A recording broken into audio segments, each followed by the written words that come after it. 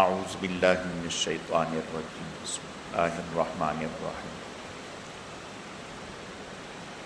رحماء بینہم تراہم رکعا سجدا یبتغون فضلا من اللہ ورضوانا سیماہم فی وجوہہم من اثر السجود صدق اللہ مولانا العظیم۔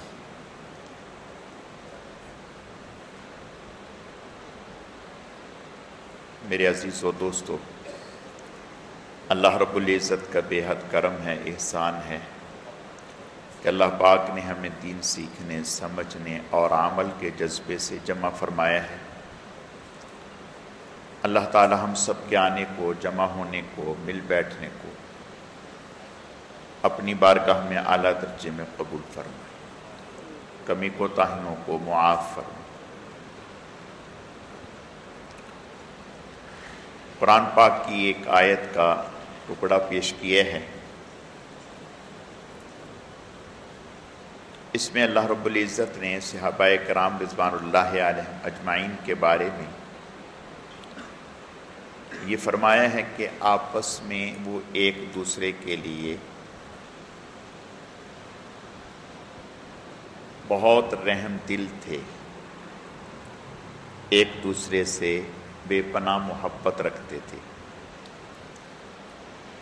ایک دوسرے کا ادب و احترام تھا، اور پھر خاص طور پر جناب رسول اللہ صلی اللہ علیہ وسلم کے اہل بیت سے، آپ کے گھرانے سے صحابہ کرام رضوان اللہ علیہم اجمعین کو بہت محبت تھی۔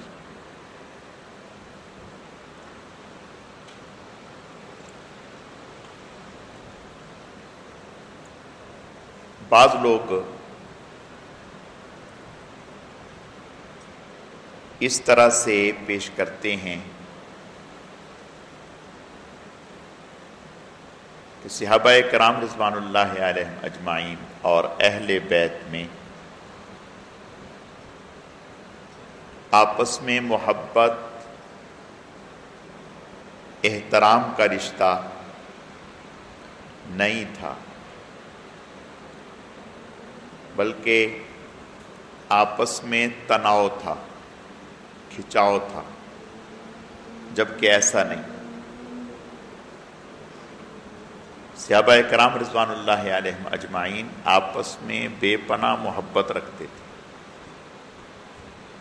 اور حضور صلی اللہ علیہ وسلم کی نسبت سے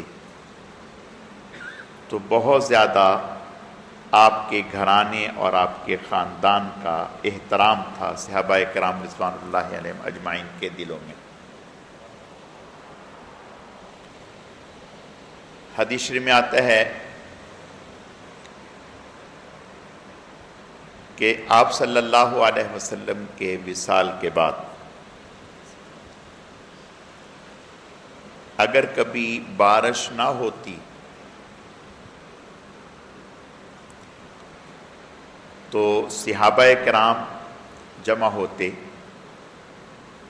حضرت عمر رضی اللہ تعالیٰ آپ صلی اللہ علیہ وسلم کے چچا حضرت عباس رضی اللہ تعالیٰ انہیں ساتھ لیتے اور میدان میں جاتے اور دعا کرتے اور کہتے کہ یا اللہ پاک، جب تک آپ کے نبی، اللہ کے رسول آپ صلی اللہ علیہ وسلم ہم میں موجود تھے، ہم ان کے صدقے سے، ان کے ذریعہ سے آپ سے باران رحمت طلب کرتے تھے۔ اب آپ نہیں ہیں، آپ کے چچا ہیں جو آپ کے بہت ہی محبوب تھے، یا اللہ پاک ان کے صدقے سے ہمیں بارش عطا فرما۔ تو حدیث شریف میں آتا ہے، علماء نے لکھا فوراً بارش شروع ہو جاتی تھی، فوراً بارش شروع ہو جاتی تھی۔ اور کئی دفعہ ایسا ہوا۔ تو صحابہ کرام اہل بیت کا اور حضور صلی اللہ علیہ وسلم کے گھرانے کا بے پناہ ادب و احترام تھا۔ حضرت عمر بن خطاب رضی اللہ تعالی حضرت نے وظائف تقسیم کی صحابہ کرام رضوان اللہ علیہم اجمعین۔ جب وظائف تقسیم کیے تو حضرت اسامہ بن زید اور حضرت حسن اور حضرت حسین رضی اللہ تعالی عنہ ان کے وظائف اپنے صاحبزادوں سے زیادہ حصہ رکھا، یعنی حضرت اسامہ بن زید حضور صلی اللہ علیہ وسلم کے منہ بولا بیٹے حضرت زید بن حارثہ کے بیٹے تھے، یعنی یوں کہیے کہ حضور کے آزاد کردہ غلام جنہیں حضور نے اپنا بیٹا بنا لیا تھا ان کے بیٹے تھے۔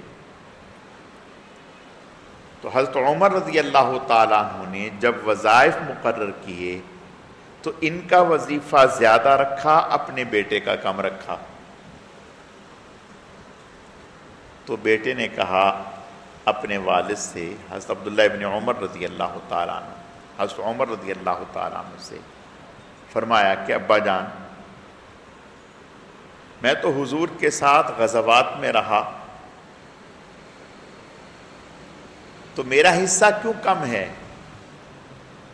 یعنی میں تو ان سے سینئر ہوں، یہ میرے جونیئر ہیں، یہ بچے تھے، میں اس وقت حضور کے ساتھ جہاد میں شرکت کیا کرتا تھا۔ تو حضرت عمر رضی اللہ تعالیٰ نے فرمایا اس لیے کہ یہ آپ کی نسبت حضور کو زیادہ محبوب تھے، ان کے والد آپ کے والد کی نسبت حضور کو زیادہ محبوب تھے، تو میں حضور کی محبت میں ان کا حصہ آپ سے زیادہ رکھ رہا ہوں۔ یعنی حضرت اسامہ بن زید انہیں 3500 درہم، حضرت حسن رضی اللہ تعالیٰ عنہ کو 3500 درہم، حضرت حسین رضی اللہ تعالیٰ عنہ کو 3500 درہم، حضرت عبداللہ ابن عمر اپنے صاحبزادے کو 3000 درہم مقرر کی۔ اس سے پتہ چلتا ہے کہ جب صحابہ کرام رضوان اللہ علیہم اجمعین حضور کے آزاد کردہ غلام کے بیٹے سے اتنی محبت کر رہے ہیں تو حضور کے گھرانے سے کتنی محبت ہوگی۔ اور پھر حضرت عباس رضی اللہ تعالیٰ عنہ کے صاحبزادے حضرت عبداللہ ابن عباس رضی اللہ تعالیٰ، ایک دفعہ حضرت حسن اور حضرت حسین رضی اللہ تعالیٰ تشریف لائے تو حضرت عبداللہ ابن عباس بڑے تھے ان سے، یہ چھوٹے تھے ان سے، تو یہ سواری پر سوار ہونے لگے تو حضرت عبداللہ ابن عباس رضی اللہ تعالیٰ نے اپنے ہاتھ سے یوں سواری کی رکاب پکڑی اور ان کا پاؤں اس میں رکھا اور پھر انہیں سوار کرایا۔ کچھ لوگ دیکھ رہے تھے تو انہوں نے حضرت عبداللہ ابن عباس سے کہا کہ بھئی علمی اعتبار سے، دیگر چیزوں کے اعتبار سے، عمر کے اعتبار سے آپ بڑے ہیں ان سے، تو آپ ان کا اتنا ادب و احترام کرتے ہیں، یہ تو آپ سے چھوٹے ہیں۔ تو حضرت عبداللہ ابن عباس رضی اللہ تعالیٰ نے فرمایا کہ میں اس پر اللہ کا شکر ادا کرتا ہوں کہ اللہ نے مجھے اس گھرانے کے ادب و احترام اور اس گھرانے سے محبت کی توفیق بخشی، یعنی میں اسے اپنی خوش نصیبی اور سعادت سمجھتا ہوں کہ اس گھرانے سے، یہ اس گھرانے کے ان بچوں سے مجھے محبت ہے۔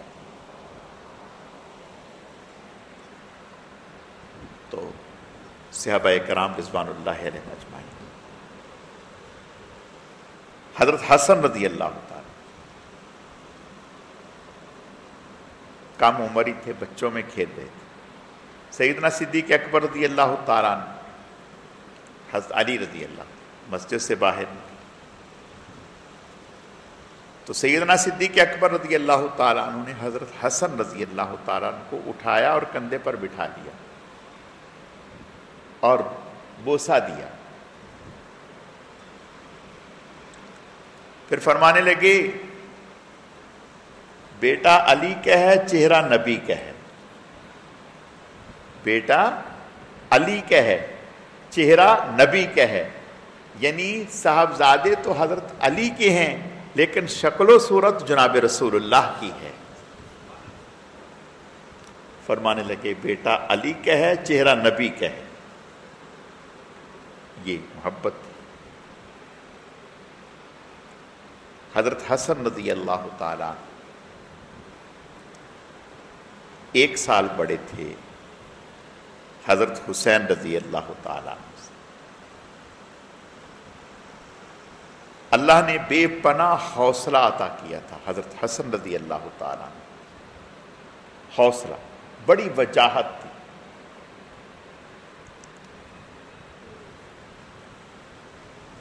حضرت کو زہر دیا گیا، زہر دیا گیا۔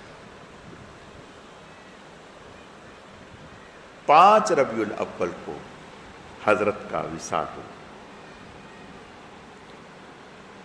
جب حضرت کو زہر دیا گیا تو حضرت حسین رضی اللہ تعالیٰ وہ تشریف لائے تیمارداری۔ جب تشریف لائے تو حسن رضی اللہ تعالیٰ عنہ سے حضرت حسین رضی اللہ تعالیٰ عنہ فرمایا کہ حضرت آپ ذرا بتائیں کہ کس نے آپ کو زہر دیا ہے، کس نے آپ کو زہر دیا ہے؟ حضرت نے فرمایا پوچھ کے کیا کرو گے، پوچھ کے کیا کرو گے؟ فرمایا کہ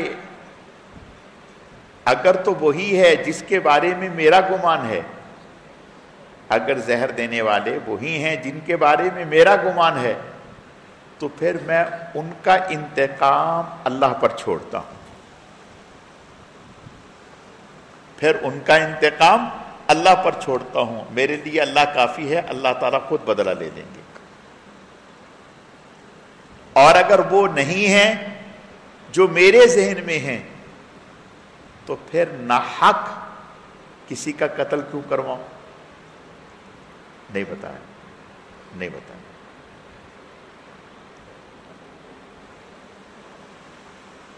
جب شہید ہو گئے زہر سے اور فرمانے لگے کہ زہر تو پہلے بھی کئی دفعہ دیا گیا ہے لیکن اس دفعہ شدید دیا گیا، سخت دیا گیا۔ جب شہید ہوئے تو مدینے میں اور جنت البقیع میں اتنا مجمع تھا، اتنی دنیا تھی جنازے میں کہ لوگوں کا کہنا یہ تھا کہ اگر سوئی ڈال دی جائے اوپر سے تو وہ نیچے نہیں گرے گی، وہ نیچے نہیں گرے گی۔ اور جنازہ سعید بن العاص یہ مدینہ کے گورنر تھے، حضرت معاویہ رضی اللہ تعالیٰ عنہ کا زمانہ تھا، یہ مدینہ کے گورنر تھے۔ حضرت حسین رضی اللہ تعالیٰ عنہ نے نماز جنازہ نہیں پڑھائی۔ اب سوچیں، یہاں اس بات کو سمجھیں، حضرت حسین سے بڑھ کر کون تھا؟ وہ تو جنت کے نوجوانوں کے سردار تھے اور حضرت حسن بھی جنت کے نوجوانوں کے سردار تھے، تو ہونا تو یہ چاہیے تھا کہ حضرت حسن کے صاحبزادے پڑھاتے، اگر صاحبزادے نہیں تو حضرت حسین پڑھا دیتے۔ یہاں سے وہ مسئلہ بھی حل ہو گیا تو ہم کہتے ہیں کہ بھئی یہ پڑھا دے، یہ پڑھا دے، یہ پڑھا دے۔ حضرت حسین سے بہتر کون تھا اس وقت؟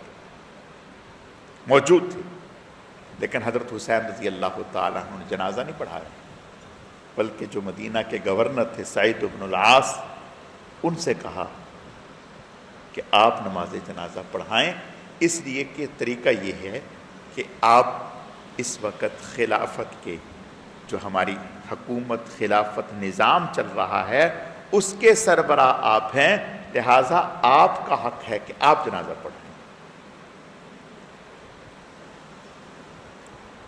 تو اس سے پتہ چلا کہ حضرت حسن اور حضرت حسین رضی اللہ تعالیٰ اس وقت حکومت حضرت امیر معاویہ رضی اللہ تعالیٰ عنہ کی تھی، ان کی حکومت کو دل سے تسلیم کیے ہوئے تھے، حکومت کو بھی تسلیم کیے ہوئے تھے، حضرت کی طرف سے جو لوگ متعین تھے ان کو بھی تسلیم کیے ہوئے تھے۔ اور حضرت حسن رضی اللہ تعالیٰ معمولی آدمی نہیں تھے، بہت بڑے آدمی تھے۔ علماء نے لکھا کہ حضرت فجر کی نماز پڑھنے کے بعد مصلی پر بیٹھے رہتے تھے، سورج نکلنے تک مصلی پر ذکر اذکار میں لگے رہتے تھے، تسبیحات ذکر اذکار کرتے رہتے۔ اشراق کے بعد پھر جو اہل علاقہ کے بڑے بڑے لوگ وہ حضرت کے پاس آتے، حضرت ان سے علمی گفتگو فرماتے رہتے۔ اسی طرح بیٹھے بیٹھے چاشت کا وقت ہو جاتا، چاشت کی نماز پڑھ کر ازواج مطہرات جو حضور صلی اللہ علیہ وسلم کی ازواج تھیں اور رشتے میں حضرت حسن کی نانیاں ہو گئیں، رشتے میں حضرت حسن کی نانیاں ہو گئیں، حضور صلی اللہ علیہ وسلم نانا تھے، آپ کی ازواج نانی ہو گئی، ایک ایک کی خدمت میں جاتے اور جا کے سلام کرتے۔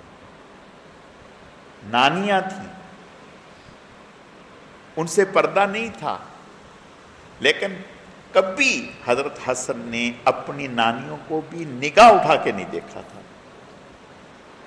نگاہ اٹھا کر کے نہیں دیکھا تھا، حیا کی وجہ سے، حیا کی وجہ سے۔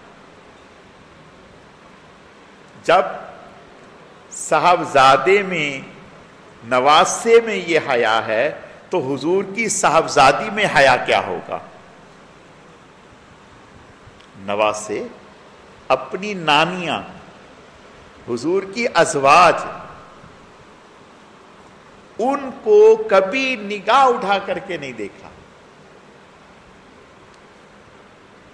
تو پھر جو حضور کی صاحبزادی حضرت فاطمہ الزہرا رضی اللہ تعالی عنہا ہے، ان کے حیا کا کیا عالم ہوگا؟ حضرت فاطمہ الزہرا رضی اللہ تعالی عنہا سے پوچھا، آپ کی نگاہ میں سب سے بہترین خاتون کون ہے؟ آپ کی نگاہ میں سب سے بہترین خاتون کون ہے؟ فرمایا وہ جس کا چہرہ شوہر کے علاوہ کسی اور نے نہ دیکھا ہو، جس کا چہرہ شوہر کے علاوہ کسی اور نے نہ دیکھا ہو، یعنی جس کے چہرے پر غیر محرم کی نظر نہ پڑی ہو، وہ سب سے بہترین۔ یہ سوال حضور صلی اللہ علیہ وسلم نے صحابہ کرام سے کیا تھا، فرمایا بتاؤ تمہاری عورتوں میں سب سے بہترین عورتیں کون سی ہیں؟ یہ حضور صلی اللہ علیہ وسلم نے صحابہ کرام سے سوال کیا ایک مجلس میں، فرمایا بتاؤ۔ آپ صلی اللہ علیہ وسلم کبھی کبھی صحابہ کرام رضوان اللہ علیہم اجمعین سے کوئی سوال کر لیا کرتے۔ ایک موقع پر آپ صلی اللہ علیہ وسلم نے ارشاد فرمایا، اچھا بتاؤ وہ کون سا درخت ہے، وہ کون سا درخت ہے جو مسلمان کی طرح ہے، جو مسلمان کی طرح ہے؟ اب صحابہ کرام رضوان اللہ علیہم اجمعین سوچنے لگے کہ کون سا درخت ہے۔ حضرت عبداللہ ابن عمر رضی اللہ تعالیٰ اس مجلس میں تھے، یہ فرمانے لگے کہ میرے دل میں آ گیا کہ وہ درخت کون سا ہے، اور دل میں کیوں آیا؟ اس کا قرینہ تھا کہ حضور صلی اللہ علیہ وسلم کے ہاتھ میں اس وقت جمار تھا، جمار کہتے ہیں کھجور کے تنے سے نکلا ہوا گوند اس کو جمار کہتے ہیں. تو یہ حضور کے ہاتھ میں کھجور کا گوند تھا. تو میرے ذہن میں یہ بات آ گئی کہ حضور کے ہاتھ میں یہ ہے. حضور نے جو فرمایا کہ بھئی وہ درخت بتاؤ، تو کہنے لگے کہ صحابہ کرام ادھر ادھر ڈھونڈنے لگے، یعنی جنگلوں میں اپنا ذہن دوڑانے لگے کہ کون سا درخت کسی کو. پھر خود ہی صحابی فرمانے لگے حدثونی ما ہی یا رسول اللہ، آپ ہی بیان کر دیجئے کہ وہ کون سا درخت. آپ نے فرمایا ہی النخلہ، وہ کھجور ہے، وہ کھجور ہے. حضرت عبداللہ بن عمر رضی اللہ تعالیٰ فرماتے ہیں کہ جب گھر آئے تو میں نے اپنے والد حضرت عمر سے کہا کہ جب حضور نے یہ پوچھا تھا نا مجھے ذہن میں آ گیا تھا، لیکن میں شرما گیا کہ بڑوں کی موجودگی میں لب کشائی کروں. حضرت عمر رضی اللہ عنہ نے فرمایا اے کاش آپ بتا دیتے تو میرے لیے سرخ اونٹوں سے زیادہ اچھا ہوتا. یعنی اگر آپ بتاتے تو حضور سے آپ کو دعائیں ملتی، حضور سے آپ کو دعائیں ملتی.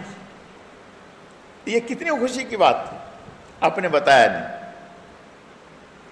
تو حضور صلی اللہ علیہ وسلم کبھی کبھی اس طرح سے صحابہ کرام رضوان اللہ علیہم اجمعین کی ذہانت جاننے کے لیے پوچھ لیا کرتے تھے یہ بتاؤ. تو آپ نے فرمایا کہ بھئی بتاؤ تمہاری عورتوں میں سب سے بہترین عورت کون سی ہے. یہ سوال کیا. اب صحابہ کرام ایک دوسرے کا منہ دیکھنے لگے. حضرت علی رضی اللہ تعالیٰ عنہ اٹھے کسی کام سے اور گھر آئے اور آ کر کے اہلیہ محترمہ سے حضرت فاطمہ الزہرا رضی اللہ تعالیٰ عنہ سے فرمانے لگے کہ بھی عورتوں میں سب سے بہتر عورت کون سی ہے. تو حضرت فاطمہ الزہرا رضی اللہ تعالیٰ عنہ نے فوراً کہا کہ سب سے بہتر عورت وہ ہے جسے شوہر کے علاوہ کسی اور نے نہ دیکھا، جس کے چہرے پر شوہر کے علاوہ کسی اور کی نگاہ نہ پڑی ہو.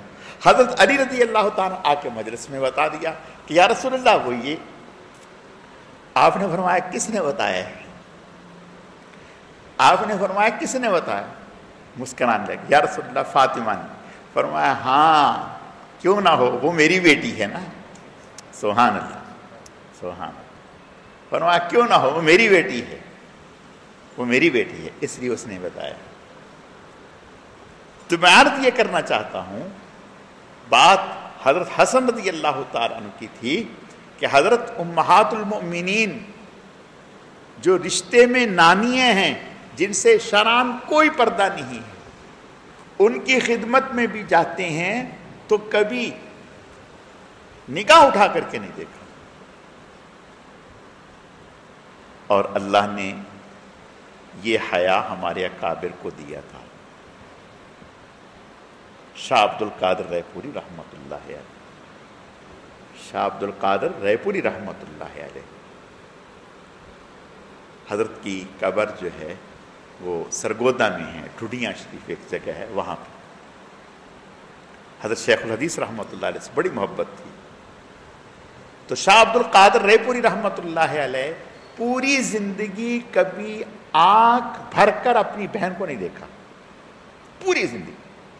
اور پہچانتے نہیں، ایک دفعہ اتفاق سے بہن اچانک سامنے آ گئی، انہوں نے پتہ نہیں تھا انہوں نے فوراً پردہ کر لیا، فوراً پردہ کر لیا کہ کوئی اجنبی عورت آ گئی. تو والدہ نے کہا بھی کس سے پردہ کیا؟ کہا کہ بھئی کوئی عورت آ گئی. کہا یہ تو آپ کی بہن ہے. کہا اچھا یہ میری بہن ہے، مجھے تو نہیں پتا، مجھے تو نہیں پتا. آپ سوچیں جن نگاہوں میں ایسی پاکیزگی ہوگی وہ دل بینا کیسے نہیں ہوں گے. جن نگاہوں میں ایسی پاکیزگی ہوگی وہ دل کیسے بینا نہیں ہوں گے. وہ نگاہ بھی پاکیزہ، دل بھی بینا، دل دیکھنے والے بن گئے. جب نگاہوں میں خیانت آتی ہے پھر دل میں سیاہی آتی ہے. جب دل میں سیاہی آئے گی تو وہ دل بینا کہاں سے رہے گا، دیکھنے والا کہاں سے رہے گا. تو حضرت حسن رضی اللہ تعالیٰ اخلاق ایسا، ایک دفعہ سواری پر تشریف لے جا رہے تھے. جب سواری پر تشریف لے جا رہے تھے، اصحاب صفہ یہ مسکین لوگ کہلاتے تھے. مسکین، جن کا کوئی گھر در نہیں تھا اور مسجد میں پڑے رہتے تھے. کبھی کھانے کو مل جاتا، کبھی وہ بھی نہ ملتا. کئی دن فاقے ہوتے، اور گزر بسر یہ ہوتی تھی کہ صحابہ کرام رضوان اللہ علیہم اجمعین کھجوروں کے گچھے لا کر مسجد میں لٹکا دیتے تھے. یہ 1 2 4 کھجوریں توڑی، کھائیں، پانی پیا، کام چلا لیا. کبھی دودھ آ گیا تو وہ پی لیا، کبھی کھانا آ گیا تو وہ کھا لی. اس طرح سے تو ایک دفعہ کچھ کھانا وانا ہوگا، یہ کچھ بھی کھا رہے تھے. تو حضرت حسن رضی اللہ تعالیٰ سواری پر تشریف لے جا رہے تھے. تو ان حضرات نے حضرت حسن رضی اللہ تعالیٰ کو دعوت دی کہ آئیں، تشریف لائیں، ہمارے ساتھ تناول فرمائیں. اب دیکھیں اللہ تعالیٰ ہمیں معاف فرمائے. آج غریب آدمی کے ساتھ ہم بیٹھنا اپنی توہین سمجھتے ہیں. پھٹے ہوئے کپڑے والوں کے ساتھ بیٹھنا اپنی توہین سمجھتے ہیں. جن کے جسموں پر کپڑے نہ ہوں، صرف ایک کپڑا ہے جس کو انہوں نے اس طرح سے یعنی لپیٹا ہے، جسم پہ لپیٹ کے یوں گردن کے ساتھ باندھ لیا. ایک کپڑا ہے جس کو اس طرح سے یعنی وہ لگا کر گردن کے ساتھ پیچھے باندھ لیا. وہی کپڑا قمیص کا کام بھی دے رہا ہے اور وہی کپڑا شلوار اور لنگی کا کام بھی دے رہا ہے. تو جس اوپر کا حصہ خاصا کھلا ہوتا ہے، اس میں خاصا کھلا ہوتا ہے. ایسے لوگ جن کا کوئی بھی نہیں، ان کے ساتھ بیٹھنا، ان کے ساتھ کھانا. انہوں نے دعوت دی، فوراً سواری سے اترے اور ان کے ساتھ شریک ہو گئے ان کی دلجوئی کے لیے. اور یہ وہ صفات ہیں جو جناب رسول اللہ صلی اللہ علیہ وسلم کی تھیں.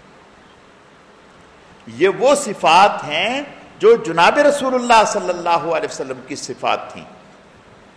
آپ صلی اللہ علیہ وسلم کی صفات آگے منتقل ہو رہی ہیں. آپ صلی اللہ علیہ وسلم صحابی، سیاہ فام صحابی حضرت ظاہر رضی اللہ تعالیٰ جو اتنی سی سبزی لگا کر کے بیٹھے ہوئے. آپ مارکیٹ میں گئے، منڈی میں گئے تو دیکھا کسی کے پاس نہیں ٹھہرے، اس کے پاس آئے اور اس کی آنکھوں میں ہاتھ رکھا، اس کو عزت بخشی. یہاں حضرت حسن رضی اللہ تعالیٰ سواری سے اترے، ان کے ساتھ آ کر کے بیٹھے اور گھل مل گئے، کھایا جو کچھ تھا. اور پھر فرمانے لگے دیکھو بھائی، آپ نے مجھے دعوت دی، میں نے قبول کی، اب میری دعوت آپ قبول کریں، اب میری دعوت آپ قبول کریں. پھر ان حضرات کو اپنے گھر پر بلایا اور گھر پر بلا کر ان کی کما حق کو دعوت فرمائی. یہ اخلاق تھے جناب رسول اللہ صلی اللہ علیہ وسلم کے اہل بیت. اور عبادت میں نے کل عرض کیا تھا کہ آدھی رات عبادت کے لیے پوری رات کو 2 حصوں میں تقسیم کیا. پہلی نصف رات حضرت حسن رضی اللہ تعالیٰ اللہ کے سامنے کھڑے رہتے، عبادت کرتے رہتے، اور آخری نصف رات حضرت آرام کرتے اور حضرت حسین رضی اللہ تعالیٰ تشریف لے آتے. اور علماء نے لکھا کہ جب حضرت حسن رضی اللہ تعالیٰ مسجد میں تشریف لاتے، وضو کر کے مسجد میں تشریف لاتے تو چہرے کا رنگ بدل جاتا، رنگ فق ہو جاتا، اور مسجد کا دروازہ آ کر کے پکڑتے اور کہتے اے الہی بندہ آپ کے دروازے پر حاضر ہے، بندہ آپ کا بندہ آپ کے دروازے پر حاضر ہے، آپ کا حکم ہے بندوں میں، آپ کا حکم ہے بندوں کے لیے کہ اچھے بروں سے درگزر کریں، آپ کا حکم ہے بندوں کے لیے کہ اچھے بروں سے درگزر کریں۔ یا اللہ پاک میں برا ہوں، نالائق ہوں، بدعمل ہوں، یا اللہ پاک آپ کو آپ کی جو صفات ہیں ان صفات کا واسطہ دے کر کے کہتا ہوں آپ مجھ جیسے گندے انسان سے درگزر کا معاملہ فرمائیں۔ 25 حج، ایک نہیں دو نہیں تین، 25 حج پیدل چل کر کے کیے۔ ایسا نہیں تھا کہ سواریاں نہیں تھیں، سواریاں تھیں، مدینہ میں سواریاں ساتھ چلتی تھیں، سواریاں تھیں، 25 حج پیدل کیے۔ حضرت عبداللہ ابن عباس رضی اللہ تعالیٰ فرماتے ہیں کہ مجھے رشک آتا انہیں دیکھ کر، رشک آتا، اور یہ فرماتے کہ مجھے شرم آتی ہے کہ میں اللہ کے دربار میں سواری پر سوار ہو کر کے، سواری پر سوار ہو کر کے۔ میرے عزیزو، حضور صلی اللہ علیہ وسلم نے ہمیں ایسے ہیرے موتی عطا کی، اور آپ صلی اللہ علیہ وسلم نے ہمیں حکم دیا اور آپ نے دعا فرمائی کہ اے اللہ میں بھی ان سے محبت کرتا ہوں، آپ بھی ان سے محبت کیجیے، اے اللہ جو ان سے محبت کرے آپ ان سے محبت کیجیے، ان سے محبت کیجیے۔ اس لیے صحابہ کرام رضوان اللہ علیہ اجمعین، ایک تو آپس میں بے پناہ محبت تھی، احترام تھا۔ سیدنا حضرت حسن رضی اللہ تعالیٰ، حضرت حسین رضی اللہ تعالیٰ، ساری زندگی انہوں نے نمازیں صدیق اکبر کے پیچھے پڑھی، عمر بن خطاب کے پیچھے پڑھی، عثمان ذی النورین کے پیچھے پڑھی، ان کے پیچھے نمازیں پڑھی، اور آپس میں ایک دوسرے کا لحاظ، ایک دوسرے کا احترام، ایک دوسرے سے محبت اور اللہ تعالیٰ سے تعلق۔ تو میرے عزیزو، ان لوگوں کے نقش پا پر چلنا یہ ہمارے لیے ذریعہ نجات ہے، ان لوگوں کی محبت ہمارے ایمان کا حصہ ہے۔ صحیح ان کے وارث ہم لوگ ہیں، اہل بیت کے وارث صحیح معنوں میں اہل سنت والجماعت، ہم لوگ اہل وارث ہیں۔ اگر ہم یہ چاہتے ہیں کہ قیامت کے دن ہمارا حشر ان لوگوں کے ساتھ ہو، ان شخصیات کے ساتھ ہو، تو پھر اس کا ایک ہی راستہ ہے، ان کی زندگی کو اپنے لیے مشعل راہ بنائیں، ان کی زندگی کو اپنے لیے مشعل راہ بنائیں۔ جو حیا، جو پاکیزگی، جو تحمل، جو حوصلہ، جو اللہ کے راستے میں خرچ کرنا، جو عبادت کا ذوق اللہ نے انہیں عطا فرمایا تھا، اپنے اندر لانے کی کوشش کرنا۔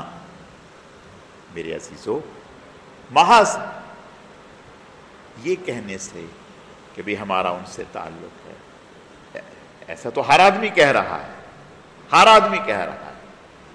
تعلق ہونے کا معنی یہ ہے کہ ہم ان کی زندگی کو سامنے رکھتے ہوئے اپنی زندگی کو درست کریں، ان کی زندگی کو سامنے رکھتے ہوئے اپنا قبلہ درست کریں، اپنے آپ کی اصلاح کریں۔ اگر ہم ایسا کریں گے تو اللہ قیامت کے دن انہی کے ساتھ ہمارا حشر فرمائیں گے۔ تو میرے عزیزو، باقی رہا، اگر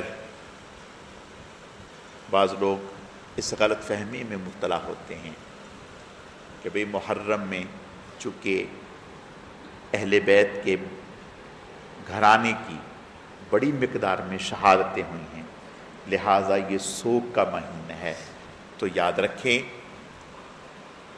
اسلام نے صرف بیوی کو یہ حق دیا ہے کہ شوہر کے انتقال پر 4 مہینے 10 دن سوگ کرے، یعنی 4 مہینے 10 دن وہ کوئی رنگین کپڑے، زیب و زینت، زیور، مہندی، یہ چیزیں نہیں کرے گی بیوی شوہر کے انتقال پر۔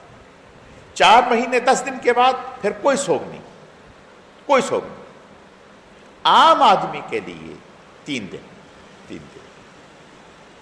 اس کے بعد کوئی سوگ نہیں۔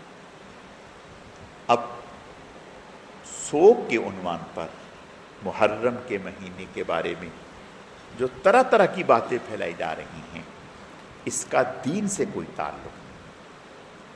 اگر ایسے ہی کہیں گے ہم کہ بھئی یہ سوگ کا مہینہ ہے، تو پھر ذی الحج بھی سوگ کا مہینہ ہے، اس میں حضور کے دوہرے داماد حضرت عثمان ذی النورین رضی اللہ تعالیٰ عنہ کی شہادت ہے۔ ربیع الاول کا بھی سوگ کا مہینہ ہو گیا، اس میں حضور کا وصال ہے اور حضرت حسن کی شہادت ہے۔ رمضان بھی سوگ کا مہینہ ہو گیا، اس میں حضرت علی رضی اللہ تعالیٰ عنہ کی شہادت ہے۔ کون سا مہینہ ایسا ہے جس میں کسی نہ کسی صحابی کی شہادت یا موت واقع نہیں؟ تو اس لیے شریعت نے جو طریقہ ہمارے لیے رکھا ہے اسی میں ہمارے لیے عافیت ہے، اور وہی ہمارے لیے صحیح اسوہ حسنہ ہے۔ اللہ تعالیٰ سے دعا ہے ہمیں اللہ پاک صحیح دین پر چلنے کی توفیق عطا فرمائے، رسومات اور جو ایجاد کردہ غیروں کی چیزیں ہیں اللہ اس سے ہمیں بچنے کی توفیق عطا فرمائے۔ الحمدللہ رب العالمین والعاقبۃ للمتقین والصلاة والسلام علی سید المرسلین اللہم صل علی محمد النبی الامی وعلی آلہ واصحابہ وبارک وسلم وصلی علیہ اللہم لک الحمد کما انت اہل وصلی علی محمد کما انت اہل وفعل بنا ما انت اہل فانک اہل التقوی واہل المغفرہ۔ اے اللہ جو کچھ کہا سنا گیا اپنی بارگاہ میں قبول فرما، کمی کوتاہیوں کو معاف فرما، جتنا بھی درود شریف پڑھا گیا اسے اپنی بارگاہ میں قبول فرما، اس کا اجر و ثواب جناب رسول اللہ صلی اللہ علیہ وسلم کی خدمت میں بطور تحفہ اور ہدیہ قبول فرما۔ پھر آپ علیہ السلام کے صدقہ اور طفیل سے آپ کے ازواج، اہل بیت، خلفائے راشدین، عشرہ مبشرہ، تمام صحابہ کرام و صحابیات، تمام انبیاء کرام، حضرت شیخ الحدیث رحمۃ اللہ علیہ، ہمارے حضرت جی رحمۃ اللہ علیہ، سلسلے کے تمام اکابر، اسلاف، بزرگان دین، مشائخ اعظام، ہم سب کے والدین، خاص طور پر شہدائے کربلا اور شہدائے بدر، شہدائے احد، شہدائے خندق، شہدائے حنین، اور یا اللہ پاک شہدائے اسلام، سب کو اس کا اجر و ثواب پہنچا۔ اے اللہ اپنے کرم سے ہمیں صحیح معنوں میں دین پر چلنے کی توفیق عطا فرما، رسومات سے، بدعات سے بچنے کی توفیق عطا فرما، ہمارے ہر عمل میں اخلاص پیدا فرما، اپنی رضا نصیب فرما، بہکنے بھٹکنے گمراہ ہونے سے ہماری حفاظت فرما، ہم سب کو اپنے نیک اور محبوب بندوں میں شامل فرما، خاتمہ ایمان پر فرما، فلسطین کے مظلوم مسلمانوں کی امداد فرما، انہیں ظالموں کے ظلم سے نجات عطا فرما، انہیں فتح اور کامیابیوں سے ہمکنار فرما۔ سبحان ربک رب العزت عما یصفون وسلام علی المرسلین والحمد للہ رب العالمین برحمتک یا ارحم الراحمین۔